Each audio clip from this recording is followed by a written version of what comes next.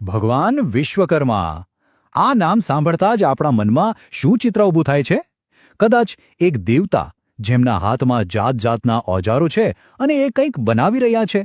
પણ શું આ જ એમની સંપૂર્ણ ઓળખ છે?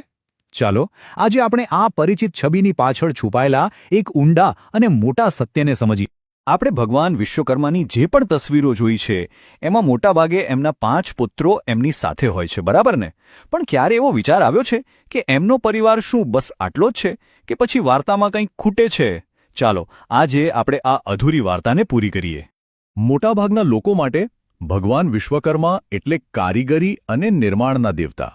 આ છબી આપણા મનમાં એટલી પાક્કી બેસી ગઈ છે કે આપણે કદાચ એની પાછળની જે અસલિયત છે તેને જાણવાની કોશિશ જ નથી કરી.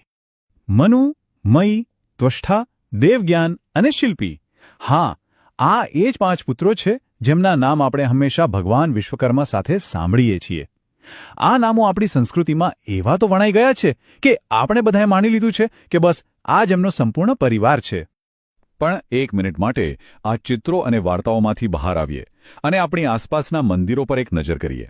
અહીં એક એવો સવાલ ઊભો થાય છે જે આપણી અત્યાર સુધીની સમજને હચમચાવી શકે છે. ક્યારે ધ્યાન આપ્યું છે? શિવજી, કૃષ્ણ કે રામના મંદિરોમાં કોઈ પણ સમાજના લોકો જાય છે, પણ વિશ્વકર્મા મંદિરોનું શું? ત્યાં કેમ એવી એક માન્યતા બંધાઈ ગઈ છે કે તે ફક્ત અમુક ચોક્કસ કારીગર સમુદાયો માટે જ છે? શા માટે એક સામાન્ય માણસ ત્યાં જતા ખચકાય છે? આ ભેદભાવ પાછળનું કારણ શું હોઈ શકે? તો આ સવાલનો જવાબ છે ને એ પેલી અધૂરી વાર્તામાં જ છુપાયેલો છે જે પેઢીઓથી આપણને કહેવામાં આવી રહી છે. ચાલો એ અધૂરા પન્નાને શોધી કાઢીએ. તો હવે સમય આવી ગયો છે એ રહસ્ય પરથી પડદો ઉઠાવવાનો. જે છબી આપણે અત્યાર સુધી જોતા આવ્યા છીએ એમાં પરિવારના કેટલાક બહુ જ મહત્વના સભ્યો તો ગાયબ જ છે. ખબર છે, ભગવાન વિશ્વકર્માને માત્ર 5 પુત્રો જ નહોતા, એમની 2 પુત્રીઓ પણ હતી. હા, આ એક એવી હકીકત છે જેનાથી મોટાભાગના લોકો સાવ અજાણ છે. એમના નામ છે ભગવતી શ્રી રાંદલ અને શ્રી બહિષ્મતી. અને સૌથી રસપ્રદ વાત તો એ છે કે ગુજરાતમાં અનેક સમુદાયો શ્રી રાંદલ માતાની પૂજા કરે છે, પણ કદાચ બહુ ઓછા લોકોને ખબર હશે કે તેઓ ખુદ ભગવાન વિશ્વકર્માના જ પુત્રી છે. કેવું અદ્ભુત જોડાણ છે નહીં? પણ વાત હજી અહીં પૂરી નથી થતી. 5 પુત્રો અને 2 પુત્રીઓ સિવાય એમનો એક માનસ પુત્ર પણ હતો. એટલે કે એવો પુત્ર જેનો જન્મ શરીરથી નહીં પણ સીધો ભગવાનના મનમાંથી, એમના સંકલ્પ માત્રથી થયો હતો. અને એ માણસ પુત્રનું નામ છે વાસ્તુદેવ, જેમના નામ પરથી જ વાસ્તુશાસ્ત્ર આવ્યું છે. હવે જુઓ કેવી રીતે બધી ખૂટતી કડીઓ એક પછી એક જોડાઈ રહી છે. તો હવે આપણી સામે છે ભગવાન વિશ્વકર્માનો સંપૂર્ણ પરિવાર. 5 પુત્રો મનુ, મય, ત્વષ્ટા, દેવજ્ઞ, શિલ્પી, 2 પુત્રીઓ રાંદલ, બહિષ્મતી અને એક માનસ પુત્ર વાસ્તુદેવ. આ સંપૂર્ણ ચિત્ર જ પેલી ભેદભાવભરી માન્યતાનો જવાબ છે. પણ આ માત્ર પરિવારના સભ્યોની યાદી નથી. આ સંપૂર્ણ પરિવારને જાણ્યા પછી જ આપણને ભગવાન વિશ્વકર્માના સાચા સ્વરૂપને સમજવાની ચાવી મળે છે. એમની સર્જન શક્તિનું અસલી રહસ્ય અહીં છુપાયેલું છે. આપણે હંમેશા એમને ઓજારો સાથે એક કારીગર તરીકે જોયા છે, પણ સત્ય તો એ છે કે એમની અસલી શક્તિ ઓજારોમાં નહીં પણ એમના વિચારમાં હતી. એમની પાસે સંકલ્પ શક્તિ હતી.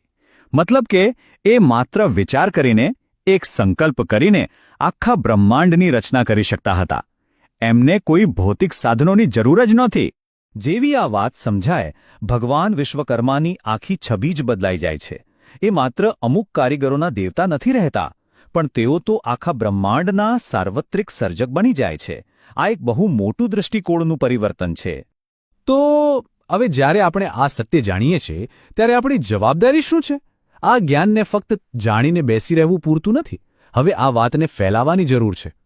જેમ કે સ્ત્રોતના લેખક કહે છે, આપણે હવે એવા ચિત્રો અને એવી વાર્તાઓ દુનિયાને આપવી જોઈએ જેથી આવનારા સમયમાં આખી દુનિયા ભગવાન વિશ્વકર્માના સંપૂર્ણ પરિવારથી પરિચિત થાય. તો આગળનો રસ્તો એકદમ સાફ છે. આપણે એમની છબીને સંપૂર્ણ પરિવાર સાથે રજૂ કરવી પડશે.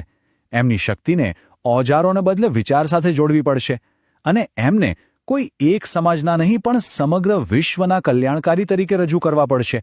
કારણ કે જ્યારે છબી બદલાશે ત્યારે જ લોકોની વિચારસરણી બદલાશે.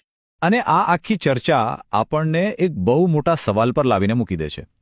જરા વિચારો, આપણી કેટલીય માન્યતાઓ આવી જ કોઈ અધૂરી છબી કે અધૂરી વાર્તા પર આધારિત હશે? ખરેખર વિચારવા જેવો પ્રશ્ન છે, ખરું ને?